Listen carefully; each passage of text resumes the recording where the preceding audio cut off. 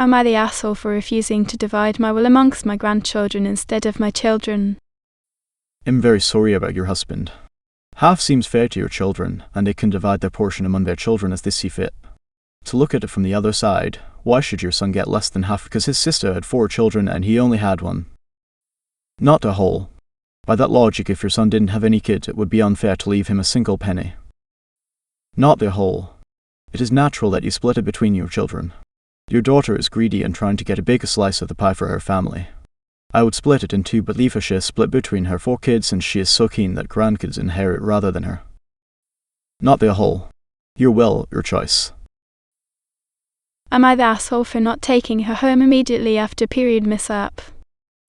Not the whole. This is absolutely ridiculous behavior on her part.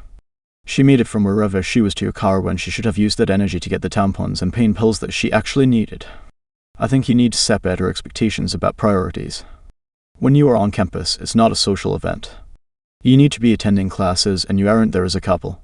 If she needs to leave, that's fine, but she's an adult and should find her way home.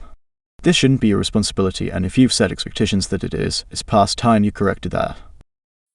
Not the whole. You are a student. Your grades are extremely important. A grown woman can find another ride.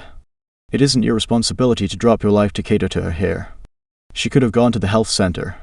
They'd have had medicine, tampons, and something she could have covered up with / changed into if she was bleeding through her clothes. But she said, wow, so your grades are more important than me and my health. Wow, she can't call an Uber. Wow, she doesn't carry tampons / Motrin. Wow, she doesn't know periods happen every month and she isn't prepared. And this is somehow your problem. Well, not the whole. Not the whole at / her fault. You aren't sexist. She's an adult and should be taking responsibility for herself, not attempting to guilt you into making her body and her oversights / your responsibility. It's also incredibly callous and entitled that she puts her discomfort over your academics. She sounds like an extremely toxic and no pun intended histrionic person.